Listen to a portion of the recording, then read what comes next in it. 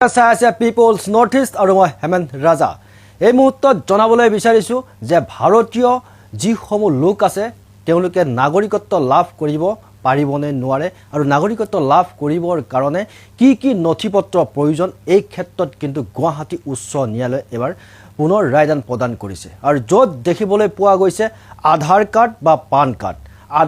বা PAN card থাকিলে আপুনি ভাৰতীয় নাগৰিকত্ব লাভ নকৰিবও পাৰে আৰু যাৰ বাবে কি নথিপত্ৰ আপোনাক প্ৰয়োজন হ'ব আৰু প্ৰয়োজনীয় নথিপত্ৰৰ সন্দৰ্ভতো গুৱাহাটী যি উচ্চ ন্যায়ালয় আছে গুৱাহাটী উচ্চ ন্যায়ালয়ে এই ক্ষেত্ৰত ৰায়দান প্ৰদান কৰিছে আৰু সমান্তৰালকৈ এজন আবেদনকাৰীয়ে যেতিয়া ভাৰতীয় নাগৰিকত্বৰ কাৰণে তেওঁ আবেদন আগবঢ়াইছিল আৰু এই আবেদনত পান কাৰ্ড বা আধাৰ কাৰ্ডৰ সমান্তৰালকৈ বা ভোটাৰ কাৰ্ডৰ সমান্তৰালকৈ তেওঁ দাখিল কৰিছিল অন্যান্য 16 খনতকৈও অধিক আবেদন পত্ৰ বা অধিক নথি আৰু এই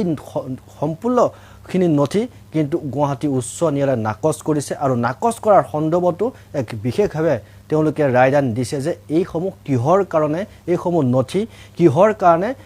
নাগৰিকত্বৰ ক্ষেত্ৰত আমি প্ৰদান কৰিব নোৱাৰোঁ বা নাগৰিকত্ব আমি কিহৰ কাৰণে দিব নোৱাৰোঁ তাৰ সন্দৰ্ভতো কিন্তু গুৱাহাটী যি উচ্চ ন্যায়ালয় আছে উচ্চ ন্যায়ালয়ৰ বিচাৰপীঠে এই ক্ষেত্ৰত মন্তব্য আগবঢ়াইছে আৰু পিপলছ নৰ্থ ইষ্টৰ প্ৰতিগৰাকী দৰ্শকক এই মুহূৰ্তত ক'বলৈ বিচাৰিছোঁ যে কি নথি থাকিলে আপোনালোকে নাগৰিকত্ব লাভ কৰিব পাৰিব আৰু কি নথি আপোনালোকৰ হাতত যদি নাই তেতিয়াহ'লে আপোনালোকে নাগৰিকত্ব লাভ কৰিব নোৱাৰিব এই ক্ষেত্ৰত সবিস্তাৰে জনাবলৈ বিচাৰিম পিপলছ নৰ্থ ইষ্টৰ প্ৰতিগৰাকী